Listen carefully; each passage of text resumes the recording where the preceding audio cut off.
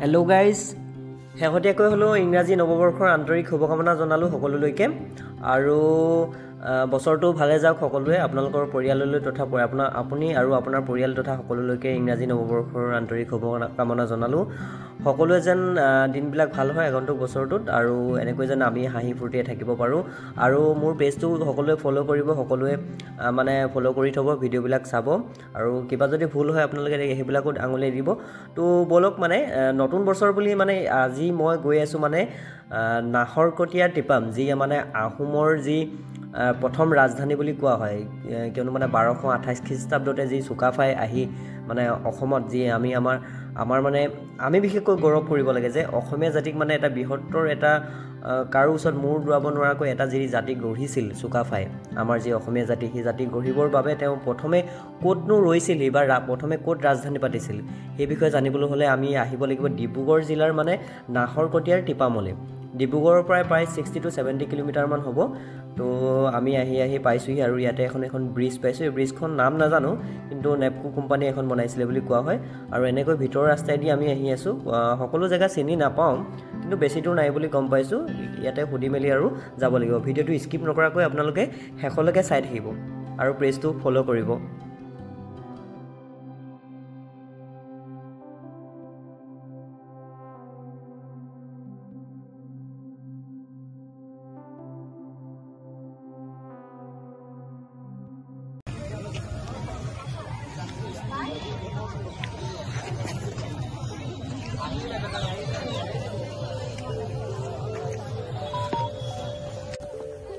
তো গৈ আছোঁ আৰু এনেকৈ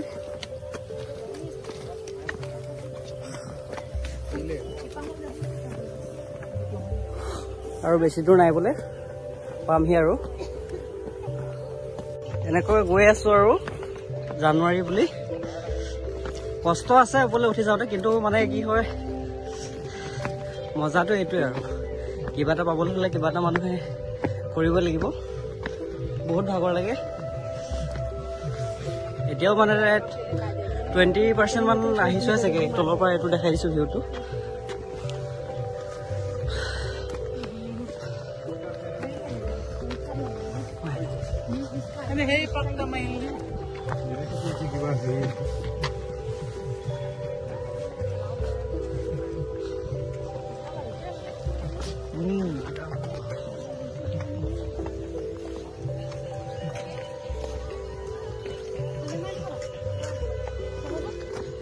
আৰু ওপৰলৈ বহুত ভাগৰ লাগে, সেইকাৰণে ৰৈ আহিবলগীয়া হয়।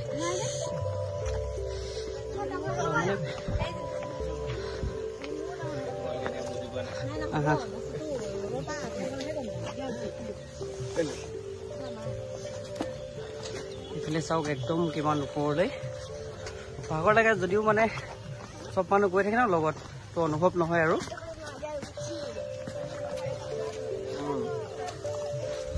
ভৰি পুৰা কলা ফলত পুৰা ধৰে। আৰু কিমান দূৰ আছে দাদা? অলপ দূৰ ন? আধা আহিলোৱে। 50% আহিলোৱে আৰু বেছি দূৰ নাই।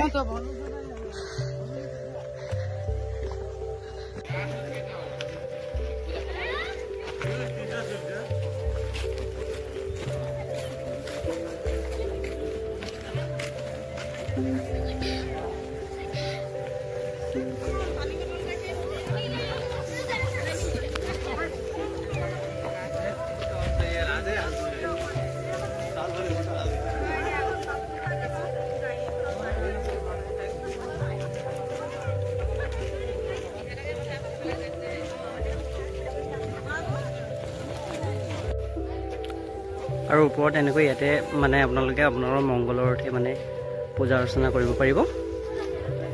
এখন থান আছে, বহুত পুৰণি থান। মনৰ আশা পূৰণৰ বাবে আপোনালোকে প্ৰাৰ্থনা জনাব পাৰিব।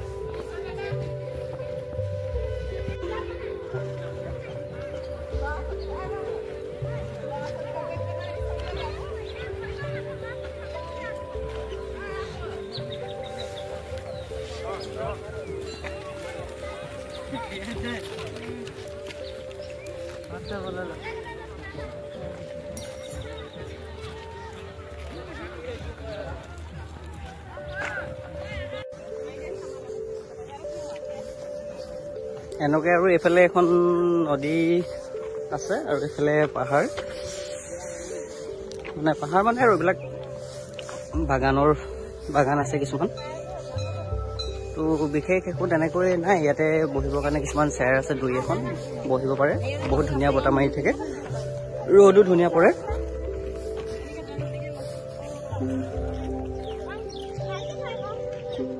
নদীখন অলপ তলত আছে ইয়াতে। নদীখন থকাৰ বাবে মানে কুলো মানে ধুনীয়া বতাহ মাৰি থাকে আৰু এনেকৈ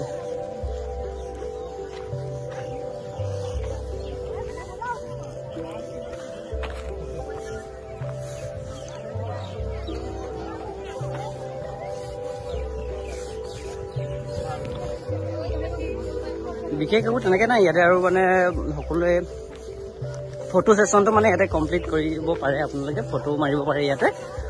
মানে ওপৰত আৰু যিটো এটা মন্দিৰ আছে, থান বুলিও আমি ক'ব পাৰোঁ, তাত অলপ মানে দেখাই আৰু ভিডিঅ'টো সামৰণি মাৰিম। যিটো আহোমৰ প্ৰথম ৰাজধানী হিচাপে আপোনালোকে যিটো জানিব লাগে, আমাৰ অসমীয়া হিচাপে অসমৰ গৌৰৱ, তো ক'তনো ৰাজধানী পাতিছিলে, ক'তনো আহোমসকল আহি প্ৰথমে ৰৈছিলেহি, তাৰ প্ৰতি লক্ষ্য ৰাখি আহিব লাগে আৰু চাব লাগে। ওচৰতে আছে, আহক আপোনালোকে, বহুত দূৰৰ পৰা আহে আপোনালোকেও হয়তো চাব। আৰু ইয়াতে এজোপা আমলখি গছ আছে, বৰ ধুনীয়া জেগাত আছে আমলখি গছজোপা মানে। তো আমলখি খালে ভাল, এতিয়া ৰ'দত আমলখি পূৰা লাগি আছে। তো আহি তলৰ পাই গ'লোহি আৰু এতিয়া বিশেষ নৰং আৰু বাই বাই টিপাম। ভাল লাগিলে বহুতখিনি জেগাডোখৰ চাই। আহিমকৈ আহিব পৰা নাছিলোঁ আৰু আজি আহি গ'লোঁ ফাইনেলি।